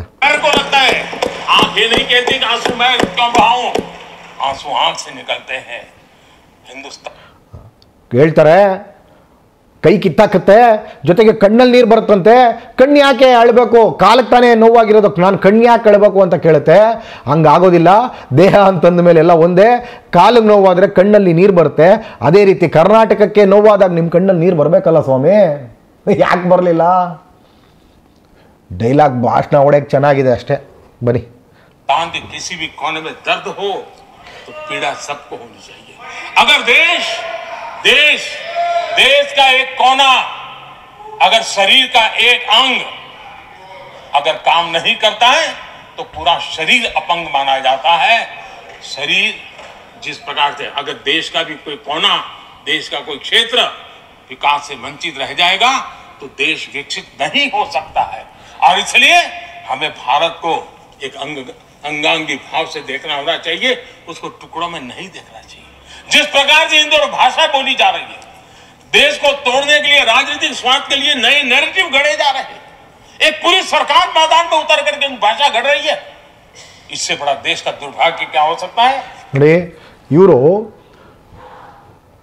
ಏನು ಮೊನ್ನೆ ನಡೆದಂಥ ಪ್ರತಿಭಟನೆನ ಈ ರೀತಿ ಯಾವ ರೀತಿ ವರ್ಣಿಸ್ತಾ ಇದ್ದಾರೆ ಅಂತಂದು, ಯಾವ ರೀತಿ ನೆರೆಟಿವ್ ಬಿಲ್ಡ್ ಮಾಡ್ತಾ ಇದ್ದಾರೆ ಅಂದರೆ, ದೇಶವನ್ನು ಒಡೆಯೋದಕ್ಕೆ ನೋಡ್ತಾ ಇದ್ದೀರಿ, ದೇಹದಲ್ಲಿ ಯಾವುದೇ ಆದರೂ ಎಲ್ಲ ನೋವು ಅಂತ ತಿಳ್ಕೊಬೇಕು. ನಮಗೆ ನೋವಾಗ್ತದೆ, ನೋವು ಅಂತಾನೆ ತಿಳ್ಕೊತಾ ಇಲ್ಲ ಅಂತಂದ್ಮೇಲೆ ನಾವೇನು ಮಾಡಬೇಕಾಗುತ್ತೆ? ಹಾಗಾಗಿ ನೀವೊಂದು ನರೇಟಿವ್ ಬಿಲ್ಡ್ ಮಾಡ್ತಾ ಇದ್ದೀರಿ ಅಂತೇಳಿ ಬುಲ್ಡೆಗೆ ಹೊಡಿತಾ ಇದ್ದೀರಲ್ಲ ಇಲ್ಲಿ ಕೂತ್ಕೊಂಡು ಸಂಸತ್ ಭವನದಲ್ಲಿ. ಇದನ್ನು ಕನ್ನಡಿಗರು ನಂಬೇಕಾ? ನಿಮ್ಮ ಪೊಳ್ಳು ಭಾಷಣಗಳನ್ನ ನಂಬ್ಕೊಂಡು ನಾವು ಜೈ ಜೈ ಅನ್ಬೇಕಾ? ಯಾರೋ ನಿಮ್ಮಂಥ ಏನು ನಿಮ್ಮ ಫಾಲೋವರ್ಗಳು ಮಂಕ್ ಭಕ್ತಿರ್ತಾರಲ್ಲ ಅಂಥವ್ರಿಗೆ ಹೇಳಿ, ಅವರು ಸುಮ್ಮನೆ ಹೌದೌದು ಜೈ ಅನ್ಬೋದು. ನಮಗೆ ಬರಬೇಕಾಗಿರೋಂಥ ಪಾಲನ ಸರಿಯಾಗಿ ಕೊಡ್ರಿ, ಆಮೇಲೆ ನಿಮ್ಗೆ ಮಾತಾಡೋಕ್ಕೆ ಯೋಗ್ಯತೆ ಇದೆ. ಯಾವ ನೆರೇಟಿವ್ ಕೂಡ ಕರ್ನಾಟಕ ಬಿಲ್ಡ್ ಮಾಡುವಂಥ ಅವಶ್ಯಕತೆ ಇಲ್ಲ. ದೇಶವನ್ನು ಒಡೆಯುವಂಥ ಅನಿವಾರ್ಯತೆ ಕನ್ನಡಿಗರಿಗೆ ಇಲ್ಲವೇ ಇಲ್ಲ. ನಿಮಗಿಂತ ಹೆಚ್ಚು ದೇಶಾಭಿಮಾನಿಗಳು ನಾವು. ನಮಗೆ ಗೊತ್ತು ದೇಶದ ಐಕ್ಯತೆಯನ್ನು ಯಾವ ರೀತಿ ಕಾಪಾಡಬೇಕು ಅಂತೇಳಿ ನಮಗೆ ಗೊತ್ತಿದೆ, ಆಯ್ತಲ್ಲ? ನಿಮ್ಮಿಂದ ನಾವು ಪಾಠ ಕಲಿಬೇಕಾಗಿಲ್ಲ. झारखंड का कोई आदिवासी बच्चा अगर ओलंपिक के खेल के अंदर जाकर के मेडल लेके आएगा तो क्या हम ये सोचते हैं कि तो झारखंड का बच्चा है? पूरा देश कहता है हमारा देश। जब एक झारखंड का बच्चे में प्रतिभा देखते हैं और देश हजारों करोड़ रुपया, हजारों लाखों रुपया खर्च करके उसको अच्छे कोचिंग के लिए दुनिया के किसी देश में भेजता है, तो हम ये सोचेंगे ये खर्चा झारखंड के लिए हो रहा है, क्या देश के लिए नहीं हो रहा है? हम क्या करने लगे हैं, क्या पैसा बोलने लगे? इसलिए देश का गौरव हमारे यहाँ वैक्सीन, देश के करोड़ों लोगों को वैक्सीन का हम ये कहेंगे वैक्सीन तो उसको आने में बनी थी, इसलिए हक उनका है, देश को नहीं मिल सकती? ऐसा सोच सकते हैं क्या? वैक्सीन उस शहर में बनी थी, इसलिए देश के और भागों को इसका लाभ नहीं मिलेगा, ये सोचेंगे क्या? क्या सोच बन गई है? और एक राष्ट्रीय दल के अंदर से ऐसे विचार है, ये बहुत बहुत दुखद की बात। मैं पूछना चाहता हूं आदरणीय सभापति जी, क्या अगर हिमालय का कहना शुरू कर दें, हिमालय का बोलना शुरू कर दें, ये नदियां मेरे हाथ से बहती हैं, मैं तुम्हें पानी नहीं दे दूंगा, पानी का अधिकार मेरा है, देश का क्या होगा? देश कहां जाकर के रुकेगा? अगर जिन राज्यों में कोयला है वो कह दे कोयला नहीं मिलेगा, ये हमारी संपत्ति है, जाओ तुम अंधेरे में गुजारा करो, देश कैसे चलेगा? आदरणीय सभापति जी, ऑक्सीजन कोविड के समय हमारे यहाँ ऑक्सीजन की संभावनाएं पूर्व कार्य में जो उद्योग है उसके देश के पूरे देश को ऑक्सीजन की जरूरत थी। अगर उस समय पूरब के लोग कह करके बैठ जाते ऑक्सीजन को हम नहीं दे सकते, हमारे लोगों की जरूरत है, देश को कुछ नहीं मिलेगा, क्या होता देश का? उन्होंने संकट झेल करके भी देश को ऑक्सीजन पहुंचाया। देश के अंदर ये भाव तोड़ने का क्या प्रयास हो रहा है?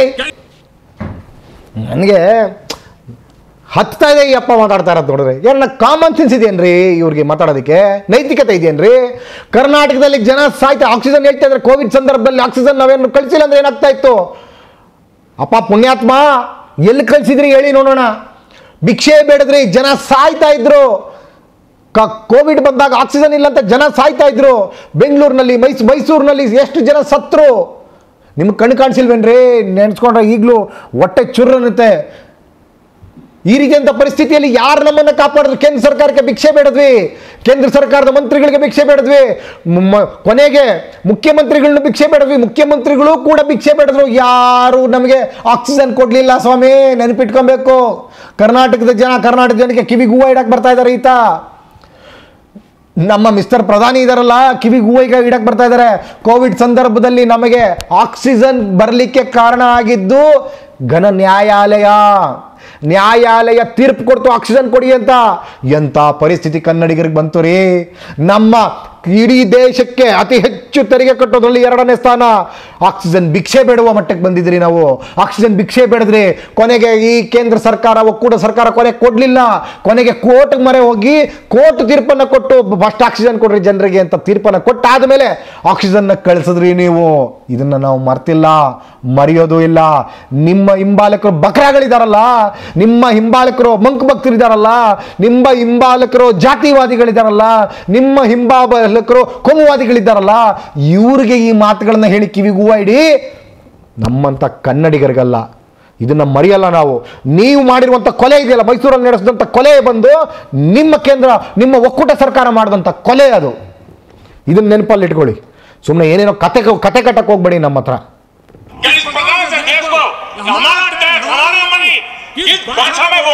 ಯಾವ ಭಾಷೆಯಲ್ಲಿ ಹೇಳ್ತೀರಿ? ಕನ್ನಡದಲ್ಲಿ ಹೇಳ್ತಾ ಇದ್ದೀವಿ. ಹಮಾರ ಟ್ಯಾಕ್ಸ್ ಹಮಾರ ಮನೆ. ಹೌದ್ರಿ, ನಮ್ಮ ಟ್ಯಾಕ್ಸ್ ನಮ್ಮ ಮನೆ, ನಿಮ್ಮ ಅಪ್ಪಂದಲ್ಲ, ಗುಜರಾತದಲ್ಲ. ಇದು ಕನ್ನಡಿಗರು ಕಟ್ತಾ ಇರೋ ಟ್ಯಾಕ್ಸ್ ನಮ್ಮ ಪಾಲ್ ಕೊಡಿ ಅಂತ ಕೇಳ್ತಾ ಇದ್ದೀವಿ. ಹೆಂಗೆ ಕೇಳ್ತೀರಿ ಅಂತ ಹೇಳಿದ್ರೆ ಬಾಯಲ್ಲಿ ಕೇಳ್ತಾ ಇದ್ದೀವಿ, ಕನ್ನಡದಲ್ಲಿ ಕೇಳ್ತಾ ಇದ್ದೀವಿ. ನೀವ್ಯಾರ್ರಿ ನೀವು ನಮ್ಮ ತೆರಿಗೆ ಹಣವನ್ನು ಪಾಲು ನಮ್ಮನ್ನು ಕೇಳಿದ್ರೆ ನೀವು ಸಂಸತ್ ಭವನದಲ್ಲಿ ನಿಂತು ಪ್ರಶ್ನೆ ಮಾಡ್ತೀರಿ ಅಂತಂದ್ರೆ ಅದಕ್ಕೆ ಚಪ್ಪಾಳೆ ಹೊಡೆಯುವಂಥ 25 ಜನ ನಾಲಾಯಕ ಸಂಸದರನ್ನ ಆಯ್ಕೆ ಮಾಡಿ ಕಳಿಸಿದ್ದೀವಿ ನಾವು. ಹೆಂಗೆ ಕೇಳ್ತೀರಿ ಅಂತ ಹೇಳಿ, ಯಾವ ತಾಕತ್ತಲ್ಲಿ ಕೇಳ್ತೀರಿ? ನಾನೇನೋ ಸಂಸತ್ ಭವನದಲ್ಲಿ ಇದ್ದಿದ್ರೆ ಪ್ರಧಾನಿ ಈ ಮಾತನ್ನ ಸ್ಪಾಟಲ್ಲೇ ಪ್ರತಿಭಟಿಸ್ತಾ ಇದ್ದೆ. ನಾನು ಅಲ್ಲಿ ಹೋಗಿ ಮುಖಕ್ಕೆ ಮಂಗಳಾರತಿ ಎತ್ತಾ ಇದ್ದೆ ಅಲ್ಲೇನೆ. ಅವ್ರಿಗೆ ನಾಚಿಕೆ ಆಗ್ಬೇಕು. ಯಾವ ಬಾಯಲ್ಲಿ ಕೇಳ್ತೀರಿ ಅಂತ ಹೇಳ್ತೀರಾ? ನಿಮ್ಗೆ ಯಾವ ಬಾಯಿ ಇದೆ ಕೇಳೋದಕ್ಕೆ? ನಮಗೆ ಕನ್ನಡಿಗರಿಗೆ ಏನು ಕೊಟ್ಟಿದ್ದೀರಿ? ನಮಗೆ ನೀವು ಸರಿಯಾದ ಸಂದರ್ಭದಲ್ಲಿ ಏನು ಕೊಟ್ಟಿದ್ದೀರಿ? ಸಾಯುವಾಗ ಆಕ್ಸಿಜನ್ ಕೊಡಲಿಲ್ಲ ನಮಗೆ ಸರಿಯಾಗಿ, ಕನಿಷ್ಠ ನೆರೆ ಬಂದು ಸತ್ರು ಏನನ್ನ ಕೊಟ್ರ? ಬರ ಬರ್ತು ಏನನ್ನ ಕೊಟ್ರ? ಏನು ಕೊಟ್ರಿ ನೀವು? ಏನು ಕೊಡ್ಲಿಲ್ಲ. ನಾಚಿಕೆ ಆಗ್ಬೇಕು ನಿಮ್ಗೆ ಈ ರೀತಿಯಾದಂಥ ವಾದ ಮಾಡಲಿಕ್ಕೆ.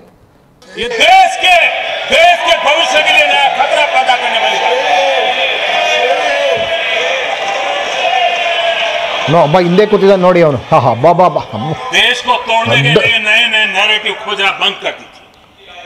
देश को आगे बढ़ना है, देश को एक साथ लेकर के चलने का प्रयास कीजिए. आदरणीय सभापति जी, पिछले 10 वर्ष नीति और निर्माण के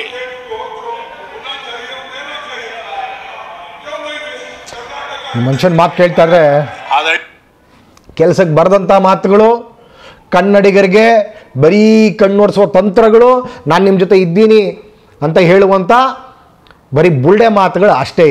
ಇದ್ರ ಬಗ್ಗೆ ಯಾರು ಸೀರಿಯಸ್ ಆಗಿ ತಗೊಬೇಕಾಗಿಲ್ಲ. ಅವ್ರ ಪರವಾಗಿರುವಂಥ ನಾಲಾಯಕಗಳು ಸೀರಿಯಸ್ ಆಗಿ ತಗೊಳ್ಳಿ ಅಷ್ಟೇ. ಸ್ನೇಹಿತರೆ, ಮೋದಿಯವರ ಹಬ್ಬರದ ಭಾಷಣವನ್ನು ನೋಡಿದ್ರಲ್ಲ, ಈಗ ಒಬ್ಬ ನಮ್ಮನ್ನೆಲ್ಲ ಹಾಸ್ಯದಿಂದ ನಕ್ಕು ನಲಿಸಿದಂಥ ಒಬ್ಬ ಧೀಮಂತನ ವಿಡಿಯೋನ ನೋಡಿ.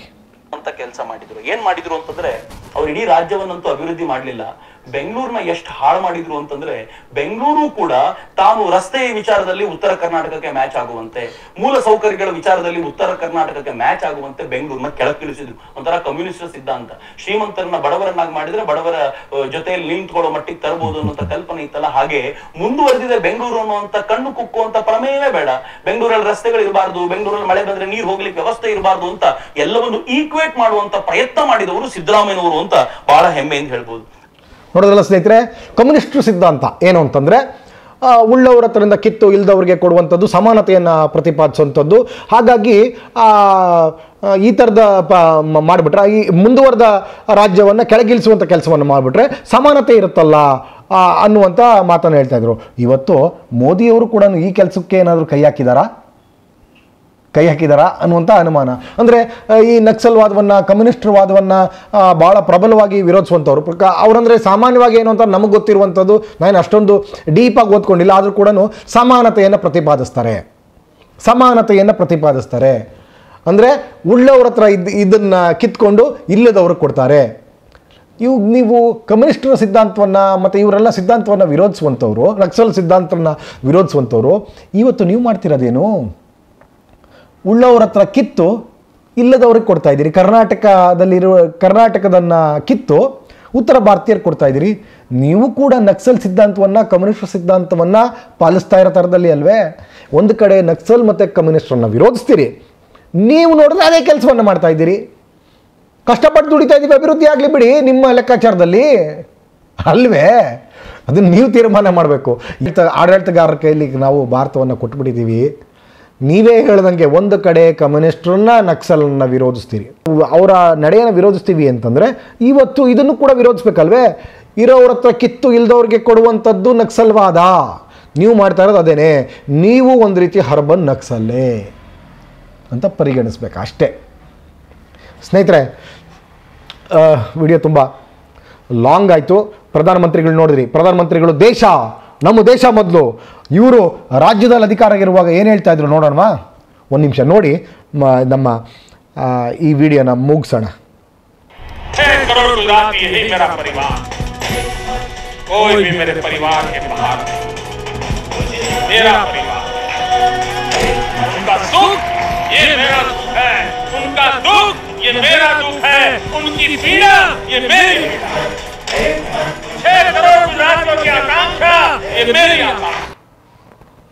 ನೋಡೋದಲ್ಲ ಸ್ನೇಹಿತರೆ, 6 ಕೋಟಿ ಗುಜರಾತಿಗರ ನೆಮ್ಮದಿ ನನ್ನ ನೆಮ್ಮದಿ. 6 ಕೋಟಿ ಗುಜರಾತಿಗರ ಏಳಿಗೆ ನನ್ನ ಏಳಿಗೆ. ನನಗೆ ಮೊದಲು ಗುಜರಾತ್, ಬೇರೆ ಯಾವುದೂ ಇಲ್ಲ. ಗುಜರಾತ್ ಅಭಿವೃದ್ಧಿಯ ಮೂಲಕ ಭಾರತದ ಅಭಿವೃದ್ಧಿಯನ್ನು ಬಯಸ್ತೀನಿ. ಇವತ್ತೇನು ಮಾಡ್ತಾ ಇದ್ದೀರಿ? ಇವತ್ತು ದೇಶದ ಪ್ರಧಾನಿ ಆಗಿದ್ದ ತಕ್ಷಣವೇ ರಾಜ್ಯವನ್ನು ಕಡೆಗಣಿಸ್ಬಿಡೋದಾ? ರಾಜ್ಯಗಳನ್ನು ಕಡೆಗಣಿಸ್ಬೋದಾ? ಫಸ್ಟ್ ದೇಶದ ಏಳಿಗೆ, ಆಮೇಲೆ ರಾಜ್ಯ. ನೀವು ಮುಖ್ಯಮಂತ್ರಿ ಆಗಿದ್ದಾಗ ಮಾತ್ರ ರಾಜ್ಯದ ಏಳಿಗೆ ಮುಖಾಂತರ ದೇಶದ ಏಳಿಗೆ. ನೀವು ಪ್ರಧಾನಿ ಆದ ನಂತರ ದೇಶದ ಏಳಿಗೆ, ಆದ ನಂತರ ರಾಜ್ಯದ ಏಳಿಗೆ. ಬಾ, ಇನ್ನೊಂದು ವಿಡಿಯೋ ನೋಡಿ. मैं गुजरात में था, मुझ पर क्या क्या जुल्म हुए हैं दिल्ली सरकार के द्वारा, इतिहास गवाह है. क्या कुछ नहीं हुआ मेरे साथ, गुजरात के साथ क्या नहीं हुआ. लेकिन उस कालखंड में भी हर दिन, आप मेरे रिकॉर्ड देख लीजिए, मुख्यमंत्री के नाते मैं हमेशा एक ही बात कहता था कि गुजरात का मंत्र क्या है? देश के विकास के लिए गुजरात का विकास. हमेशा दिल्ली में किसकी सरकार है सोच करके नहीं करते थे. देश के विकास के लिए गुजरात का विकास. और यही फेडरलिज्म में हम सबका दायित्व यही बनता है कि हम देश के विकास के लिए अपने राज्यों का विकास करेंगे, ताकि दोनों मिलकर के देश को नई ऊंचाई पर ले जाएंगे. ಕೇಳಿದ್ರಲ್ಲ ಸ್ನೇಹಿತರೆ, ದೇಶ ಏಳಿಗೆ ಆಗಬೇಕಾದ್ರೆ ರಾಜ್ಯದ ಏಳಿಗೆ ಆಗಬೇಕು. ರಾಜ್ಯದ ಏಳಿಗೆ ಮುಖಾಂತರ ದೇಶದ ಏಳಿಗೆ ಮಾಡ್ತೀವಿ, ಆ ಮುಖಾಂತರ ದೇಶವನ್ನು ಕಟ್ತೀವಿ ಅಂತ ಇವರು ಮುಖ್ಯಮಂತ್ರಿ ಆಗಿದ್ದಾಗ ಹೇಳ್ತಿದ್ರಂತೆ. ನಾನು ಹೇಳಿದ್ದಲ್ಲ, ಇವರು ಅಧಿಕೃತವಾಗಿ ಪಾರ್ಲಿಮೆಂಟಲ್ಲಿ ಮಾಡಿದಂಥ ಸ್ಟೇಟ್ಮೆಂಟ್ ಇದು. ಇವತ್ತು ಯಾಕೆ ಸ್ವಾಮಿ? ಇವತ್ತು ಕರ್ನಾಟಕದ ಜನ ಬಂದು ಬೀದಿಗೆ, ಕರ್ನಾಟಕ ಸರ್ಕಾರ ಬಂದು ನಿಮ್ಮ ದೆಹಲಿಯಲ್ಲಿ ಪ್ರತಿಭಟಿಸ್ತಾ ಇರುವಾಗ ನಿಮಗೆ ಬರೀ ದೇಶದ ಏಕತೆ ಬಂದ್ಬಿಡ್ತು, ರಾಜ್ಯದ ಚಿಂತನೆ ಬಂದಿಲ್ಲ. ನೀವು ಪ್ರಧಾನಿ ಆಗಿರುವಾಗ ಮಾತ್ರ ರಾಜ್ಯದ, ಗುಜರಾತಿನ ಏಕತೆ, ಗುಜರಾತಿನ ಅಭಿವೃದ್ಧಿ ಮೂಲಕ ನಾವು ಭಾರತದ ಅಭಿವೃದ್ಧಿಯನ್ನು ಕಾಣ್ತೀವಿ. ಗುಜರಾತಿನ ಜನರ ಏಳಿಗೆಯನ್ನು ಮೂಲಕ ಅಲ್ಲಕ್ಕೆ ನೋಡ್ತೀವಿ. ಇವತ್ತು ಉಲ್ಟಾ ಆಗೋಯ್ತಲ್ಲ. ನಿಮಗೆ ಬೇಕಾದ ರೀತಿಯಲ್ಲಿ ನೀವು ರಾಜಕಾರಣವನ್ನು ಬದಲಾಯಿಸ್ಕೊಳ್ಳೋದಾ? ಬಕ್ರಾಗಳ, ಅವ್ರನ್ನ ಹಿಂಬಾಲಿಸುವಂಥ ಬಕ್ರಾಗಳ ನೋಡಿ ಕಲ್ತ್ಕೊಳ್ಳಿ. ಅವ್ರು ಹೆಂಗೆ ರಾಜಕಾರಣವನ್ನು ಮಾಡ್ತಾರೆ. ಉತ್ತರ ಭಾರತೀಯರು, ಅದು ಯಾರೇ ಆಗಲಿ, ಉತ್ತರ ಭಾರತದ ಕಾಂಗ್ರೆಸ್ಸಿಗರು ಈ ರೀತಿಯ ರಾಜಕಾರಣ ಮಾಡ್ತಾರೆ, ಉತ್ತರ ಭಾರತದ BJPಗರು ಈ ರೀತಿಯ ರಾಜಕಾರಣ ಮಾಡ್ತಾರೆ, ಉತ್ತರ ಭಾರತದ ಇನ್ನೊಂದಷ್ಟು ಪಾರ್ಟಿಗಳಿದ್ದಾವೆ ಅವರು ಇದೇ ರೀತಿಯ ರಾಜಕಾರಣ ಮಾಡ್ತಾರೆ. ಅವ್ರಿಗೆ ಮೊದಲು ಅವ್ರ ರಾಜ್ಯದ ಅಭಿವೃದ್ಧಿ ಆಗಬೇಕು. ಆ ನೆಪದಲ್ಲಿ ನಿಮಗೆ ದೇಶ, ಭಾಷೆ ಎಲ್ಲವೂ ಕೂಡ ಮರೆಸ್ತಾರೆ. ಅವರು ಯಾವ ರೀತಿ ಎಲ್ಲ ರೂಪವನ್ನು ತಾಳಿ ನಿಮ್ಮ ಮುಂದೆ ಬರ್ತಾರೆ. ಕೊನೆ ಹಂತದಲ್ಲಿ ಏನು, ಅವರ ಅಭಿವೃದ್ಧಿ ಆಗಬೇಕು ಮೊದಲು, ನಂತರ ನೀವು ಎರಡನೇ ದರ್ಜೆಯ ಪ್ರಜೆಗಳು, ಅರ್ಥ ಮಾಡ್ಕೊಳ್ಳಿ ಸ್ನೇಹಿತರೆ.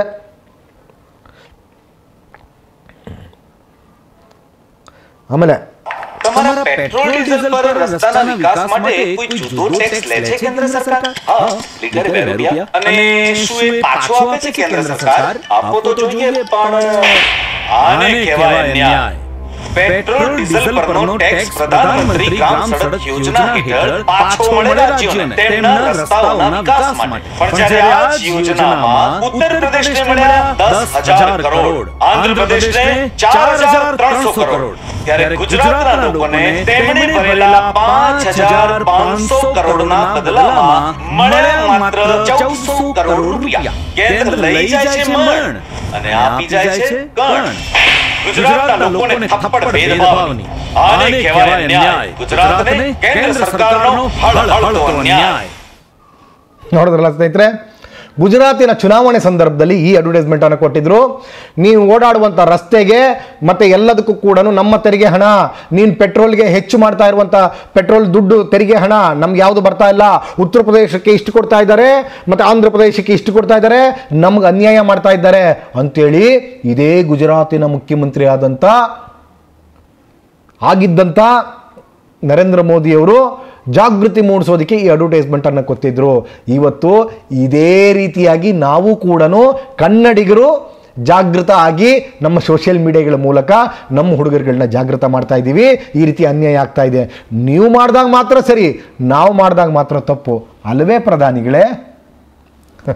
ಸ್ನೇಹಿತರೆ, ಈ ಮೂಲಕ ಈ ವಿಡಿಯೋನ ಮುಗಿಸ್ತಾ ಇದ್ದೀನಿ. ಸ್ನೇಹಿತರೆ, ಮೊದಲು ನೀವು ಕರ್ನಾಟಕದ ಏಳಿಗೆ ಪರವಾಗಿ ನಿಲ್ಲಿ.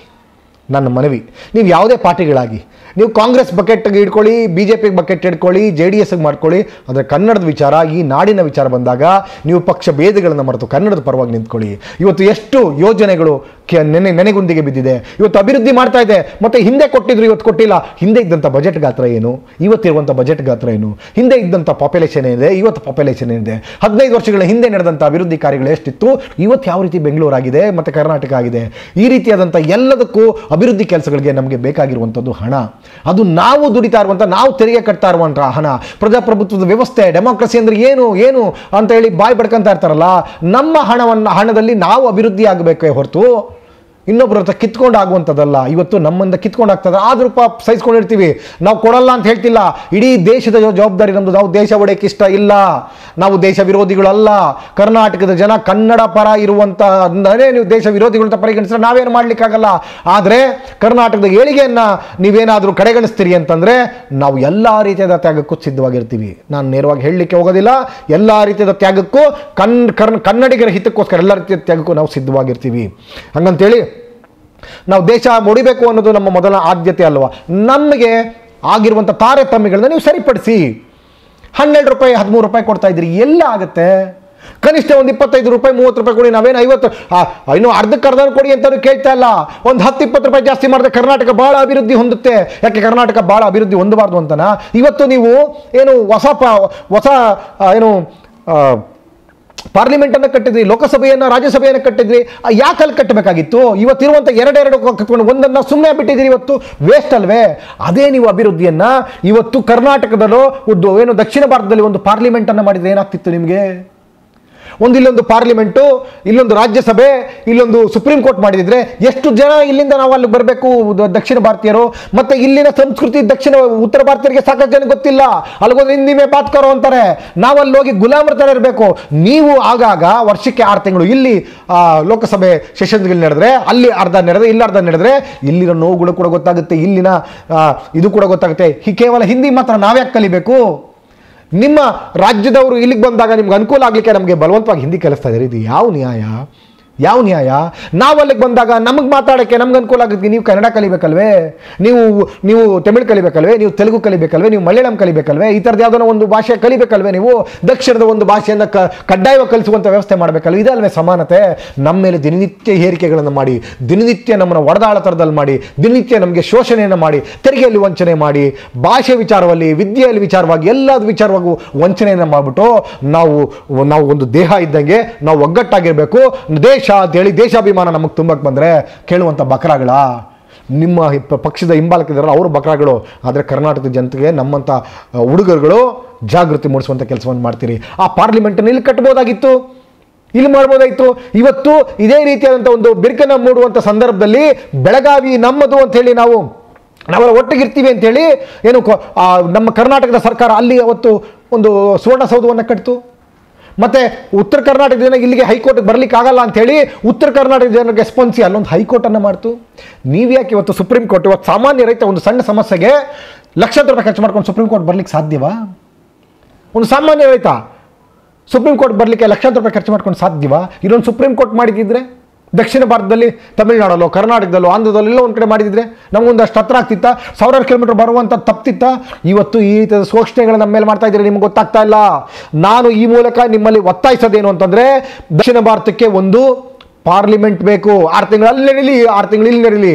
ದಕ್ಷಿಣ ಭಾರತಕ್ಕೆ ಒಂದು ಸುಪ್ರೀಂ ಕೋರ್ಟ್ ಬೇಕು, ಸುಪ್ರೀಂ ಕೋರ್ಟ್ ಪೀಠ ಬೇಕು. ಹಾಗಾಗಿ ಈ ಭಾಗದ ಸಮಸ್ಯೆಗಳನ್ನೆಲ್ಲ ಇಲ್ಲೇ ನಾವು ಬಗೆಹರಿಸ್ಕೊಳ್ತಾರದಾಗಬೇಕು. ನಿಮಗೋಸ್ಕರ ರೈತರು ಸಾವಿರಾರು ಕಿಲೋಮೀಟರ್ಗಳನ್ನು ಬಂದು ಲಕ್ಷಾಂತರ ರೂಪಾಯಿ ಖರ್ಚು ಮಾಡೋದಕ್ಕಾಗಲ್ಲ. ಈ ರೀತಿಯ ತಾರತಮ್ಯಗಳೆಲ್ಲ ಇದ್ದಾವೆ. ಈ ರೀತಿ ತಾರತಮ್ಯಗಳನ್ನು ಧ್ವನಿ ಎತ್ತಬೇಕಾದಂಥ ನಮ್ಮ ಸಂಸದರುಗಳು, ನಾಲಾಯಕಗಳು, ನಮ್ಮ ಸಂಸದರನ್ನು ನೆನೆಸ್ಕೊಂಡ್ರೆ ಕುತ್ತಿಗೆ ಪಟ್ಟಿ ಹಿಡಿಯೋಣ ಅನ್ನುವಷ್ಟು ಸಿಟ್ಟು ಬರುತ್ತೆ ಸ್ನೇಹಿತರೆ. ಆಯಿತು ಸ್ನೇಹಿತರೆ, ಈ ವಿಡಿಯೋ ತುಂಬ ದೊಡ್ಡದಾಯಿತು, ನೋಡಿದ್ದೀರಿ, ನಿಮಗೆಲ್ಲ ಇಷ್ಟ ಆಗಿದೆ ಅಂತ ಭಾವಿಸಿದ್ದೀನಿ. ನಾನು ಆಡುವಂಥ ಮಾತುಗಳಿಗೆ ನಿಮ್ಮ ಒಪ್ಪಿಗೆ ಇದ್ದರೆ ಅಥವಾ ನನಗೇನಾದರೂ ಹೇಳಬೇಕು ಅಂದರೆ ಈ ಕೆಳಗಡೆ ಕಮೆಂಟಿನ ಮೂಲಕ ನೀವು ನನಗೆ ಹೇಳ್ಬೋದು. ನಾನು ಎಲ್ಲರ ಕಮೆಂಟನ್ನು ಓದ್ತೀನಿ, ಸಾಧ್ಯವಾದರೆ ನಾನು ರಿಪ್ಲೈಯನ್ನು ಕೂಡ ಕೊಡ್ತೀನಿ. ಮತ್ತು ಇನ್ನೂ ಇಷ್ಟ ಆದರೆ ನಿಮ್ಮ ಸ್ನೇಹಿತರಿಗೆ ಶೇರ್ ಮಾಡಿ ಅಂತ ಹೇಳ್ತಾ ನನ್ನ ಮಾತನ್ನು ಮುಗಿಸ್ತೀನಿ. ಜೈ ಹಿಂದ್, ಜೈ ಕರ್ನಾಟಕ.